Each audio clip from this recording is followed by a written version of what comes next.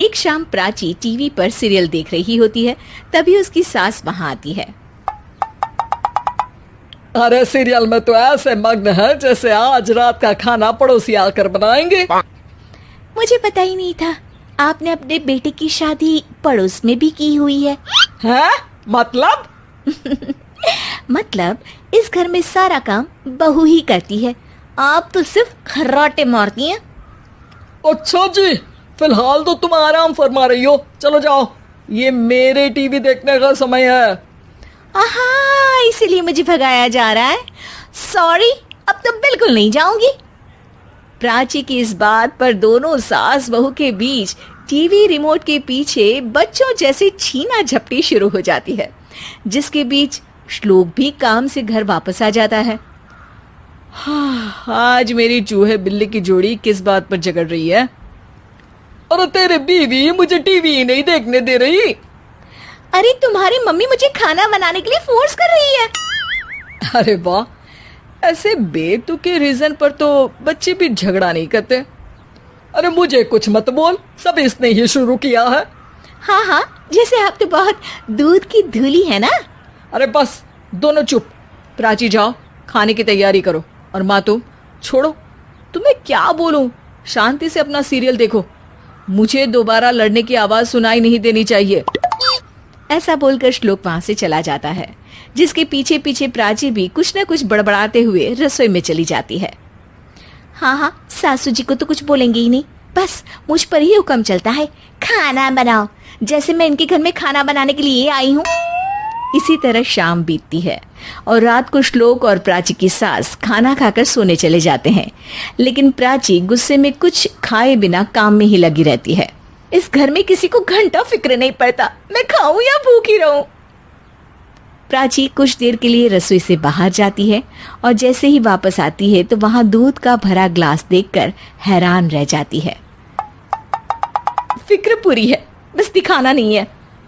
प्राची दूध पीकर सोने चली जाती है और अगली सुबह एक बार फिर सास बहू का कार्टून नेटवर्क स्टार्ट हो जाता है। ये तुमने ही किया है।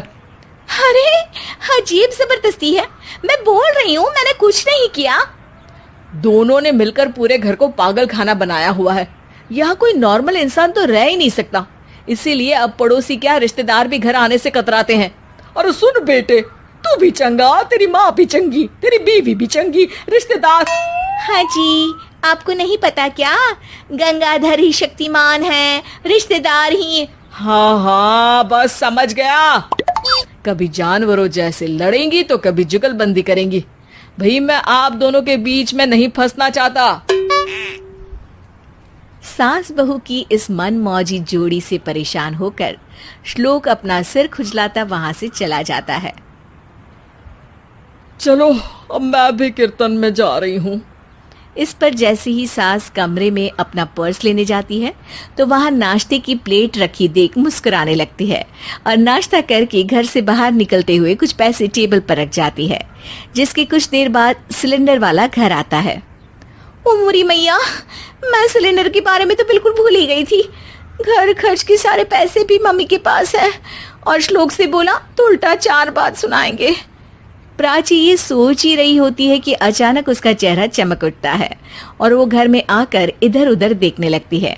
तभी उसकी नजर टेबल पर रखे पैसों पर पड़ती है, जिन्हें वो सिलेंडर वाले को दे देती है। ये सब श्लोक देख लेता है।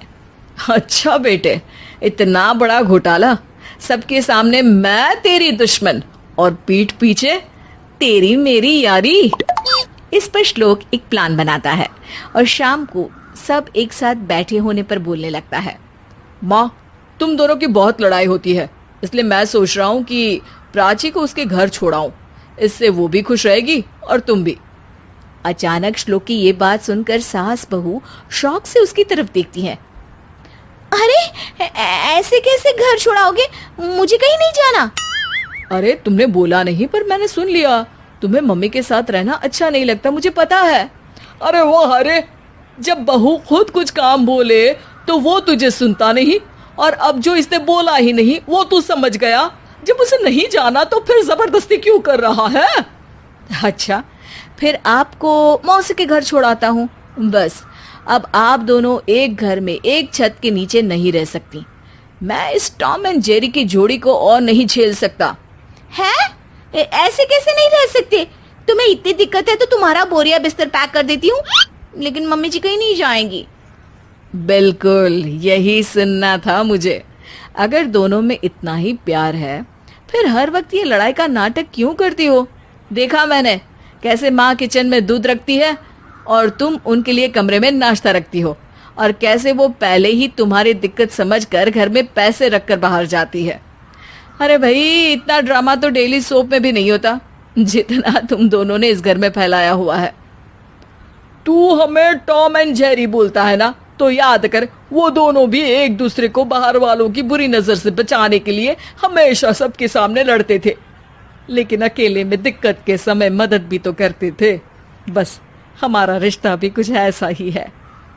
और वैसे भी अगर सास बहू में तू मैं नहीं होती तो दुनिया वालों को कहानियां कैसे मिलेंगी?